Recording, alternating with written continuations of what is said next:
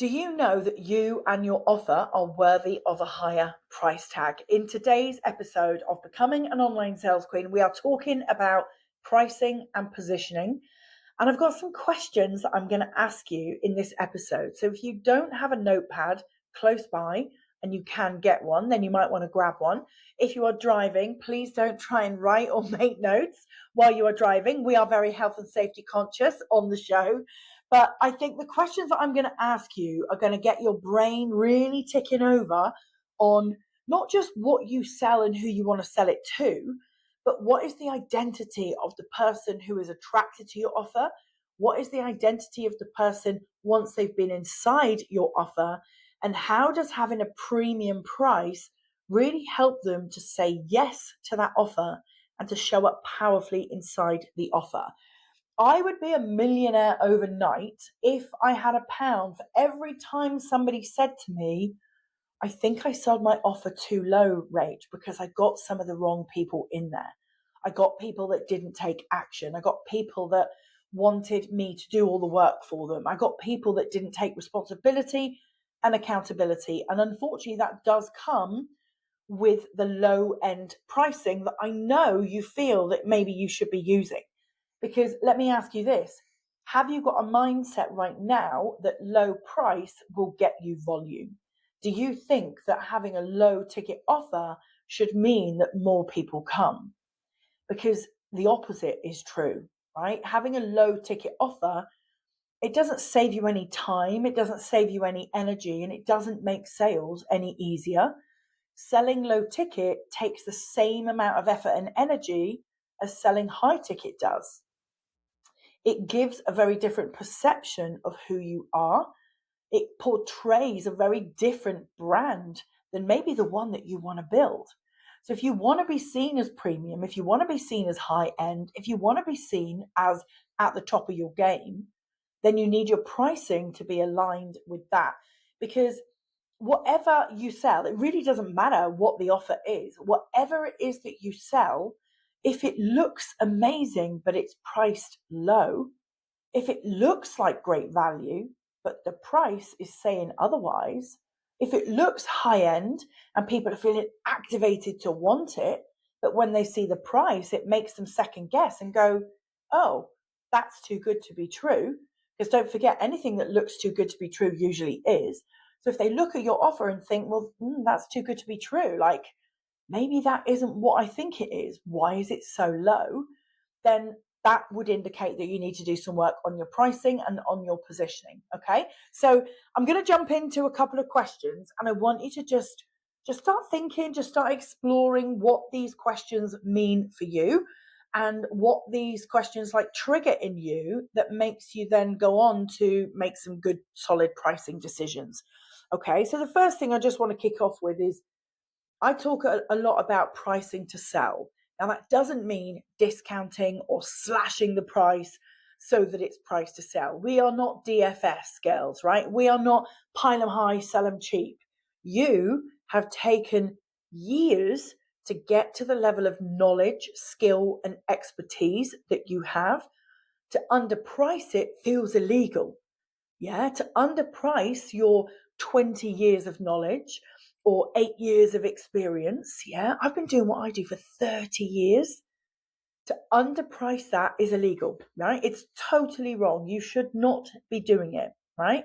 And to underprice your work means that you're actually going to attract the wrong person, okay? So when I talk about pricing to sell, I'm talking about pricing with confidence, pricing with alignment, so that what's going on in the back of your mind and what's coming out of your mouth are aligned. They are the same thing, because you cannot show up and say, I am a leader in my industry. My work is, to come and work with me is 10K investment. And in the back of your mind, you're thinking, oh, is it good enough for that? Can I really show up and say that? Will anybody really pay that? Am I worthy? Am I worth it? If what's coming out of your mouth is not aligned with what's going on in your brain, then your energy around your offer is going to be misaligned. Okay. So when I say pricing to sell, I do not mean discount. And when I talk about pricing confidence and alignment, that's what I'm talking about. Real alignment between what you say and who you are, and what you're thinking in that moment where you're making the sales invitation. Okay. So let's get into these questions. I just want to remind you that you are not ever pricing your time, even if you think you are. So let's say you're a beauty girly and you're selling a 1 hour facial and you think, well, Rach, I am selling my time. I'm selling an hour. That's how long the facial takes. Or you're a coach and you sell a 1 hour fast track strategy session, planning session, mindset session. And you think, well, yeah, I'm selling my time. You are not. Okay. I could sell you a 1 hour strategy session. And yes, on the clock, it takes an hour to deliver. But what makes me an expert in that delivery is my 30 years of experience. So you are never pricing the minutes, the hours. You are pricing for the results. You are pricing for your expertise. You are pricing that they get proximity to you. And in doing that, they get to collapse time on the result that they want to get. Okay. So I want to remind you, you are never, ever pricing your time, ever. And when you do, if you ignore me and you go off and price your time, that's where you will end up attracting the wrong people who maybe don't show up, maybe don't follow through on the work. They will be the people that are most likely to give you a price objection. Okay. You are never pricing your time. You are always pricing the transformation. You are always pricing the result. So let's get into these questions. So I want you to just, close your eyes, not if you're driving, and think, what is your price, right? Like, imagine your offer. Think about one offer to start with.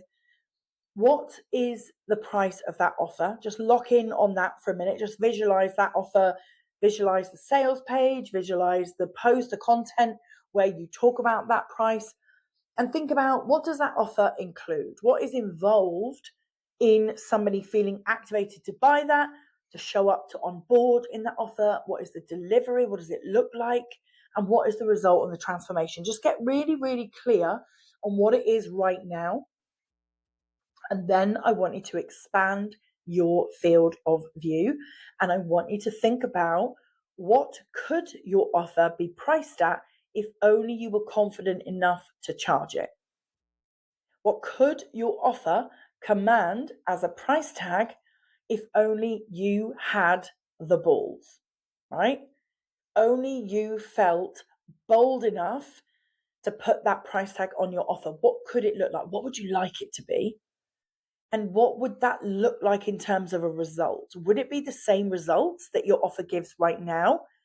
If it is the same result that your offer gives right now, honey, you are undercharging. Okay?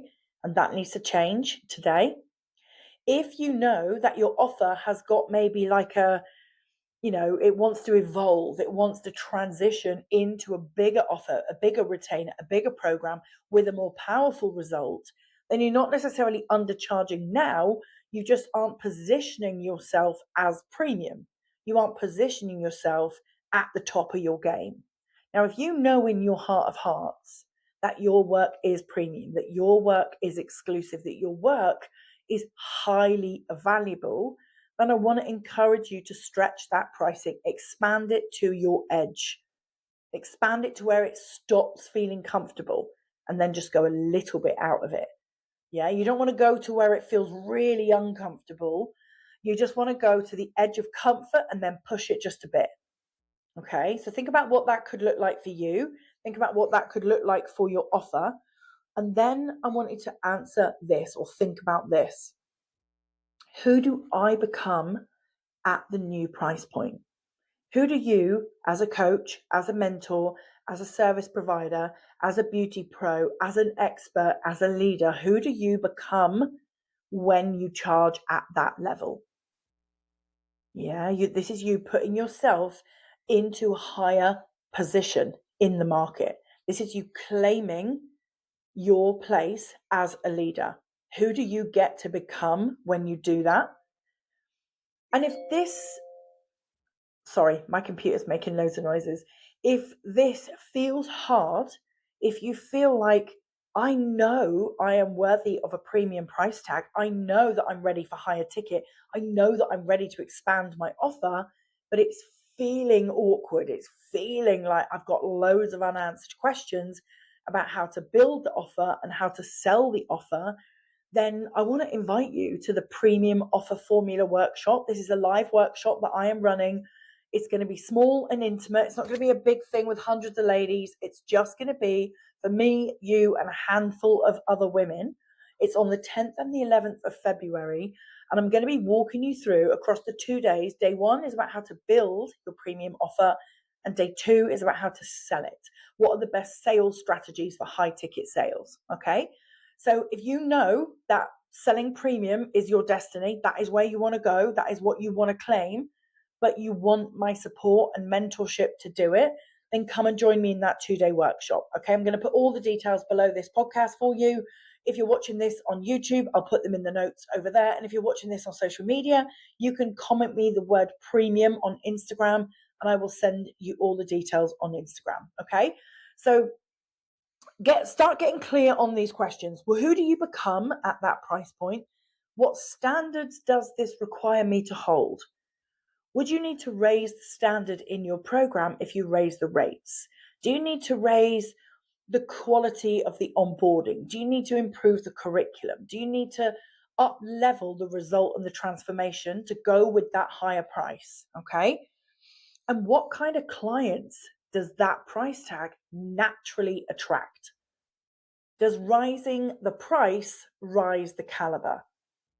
Yeah. And who do those new clients get to be? You probably heard me say many times now, I call them committed clients, like the people that really show up, the people that really do the work. Who are those committed clients?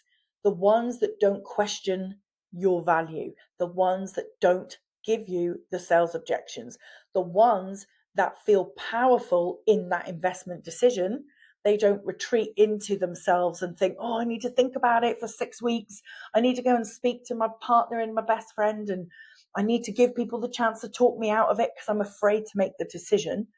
Yeah, who do they get to be in that powerful investment decision? What types of clients and behavior do you want to call in? And what types of clients and behavior do you want to repel? Sometimes in the work that I do, in my marketing, in my sales and my messaging, I find that repelling messaging is actually more activating of the right person than attraction messaging. So what I mean by that is if I show up and say, this offer is designed for you if you are this type of woman, this type of woman, and this type of woman, that works well. But when I show up and say, this is not for you if, and I give a very clear call out of who I'm trying to not attract, of who I'm trying to actively repel, that can sometimes be way more powerful in my messaging than the activating messaging, in the who it's for messaging. So, I thought I'd share that with you because that's quite fascinating psychology, right? So answer those few questions, and then I've got some positioning statements. These are fill in the blanks, okay? These are fill in the blank statements. I'm just going to talk them through, and I want you to just think into it and go with your gut feel, right? What is your gut feel when I say, now we're going to position you in the market? I want you to finish this sentence. I am the go-to person for what? Yeah. What do you want to be the go-to person for? What is that thing? Is it a skill? Is it a program? What do you want to be the go-to person for? Next one, I specialize in helping who to achieve what? So I could say, I specialize in helping women to achieve delusional levels of income. I specialize in helping women to make money by packaging up their genius. So what is it for you? I specialize in what? Yeah. And who for? Start thinking about that. Maybe this is a little bit of podcast homework for you. Next one, I am known for what? Now, it used to be that I would always finish that sentence with sales. I'm known for sales. I've got 30 years sales experience. Everybody knows me as a sales coach. I am known for sales. But now, if you said to me, well, what do you want to be known for, Rach? Really known for? What expertise do you want to fully claim? I want to be known for being the evergreen group sales expert. I want to be known for being the mentor that helps women develop an evergreen group program and sell it online using automated sales, using my Lazy Girl sales system. I want to be known for helping you to build your monthly recurring revenue with group programs that you sell on autopilot through easy to build sales funnels. That's what I want to be known for. So no longer is it just sales. It's much more niche than that now. Yeah, it's much more niche than that now. I still do help people with sales. I've got a training session tomorrow on how to run a high ticket sales call. I'm still very much in the sales coach world, but now I know it as I want to be known for evergreen group programs and automated sales funnels. Okay, so what is that for you? What do you want to be known as? And then the final fill in the blanks question for you is, people come to me when what? What is the blank there? People come to me when they want to solve this problem, or people come to me when they feel overwhelmed. People come to me when they want to outsource to an OBM that they trust. People come to me when they want to get rid of rosacea because you're a skin specialist. People come to me when they want the best brows in town, because you're a great brow artist. So think about, what do you want to be known for? Where do you want to be positioned in the market? Does your price position you there? And if it doesn't, come along to the premium offer workshop and I will help you to get full alignment in the price, the position, the problem that you solve, and the result and transformation that you give.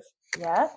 And these few questions, I will get them typed out into the show notes for you so that you can use them as journaling prompts, because I think they're really going to help you to unlock that next level you. And remember, with price, right?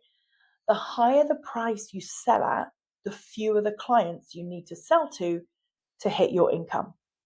Now, I know when I say that, usually people are like, oh, yeah, that's just basic maths, but that never comes into my head usually. The higher the price, the fewer the clients you need to sign to make the same amount of money. Okay. Now, if you want to make 10 times the amount of money, you're going to need higher price and more clients, and that is great. But if you want to make the same money as you're making now, but you want to do it more easily, then you just need to put your price up and sell to less people. Okay, so I'm going to leave it there for today's episode. Sorry, I just bashed my microphone. I don't know what noise that would have made in your beautiful ear holes, but apologies for that. But yeah, thank you again for being here. If you know somebody that's working on their price, please do share this episode with them. And I will see you next week for the next episode.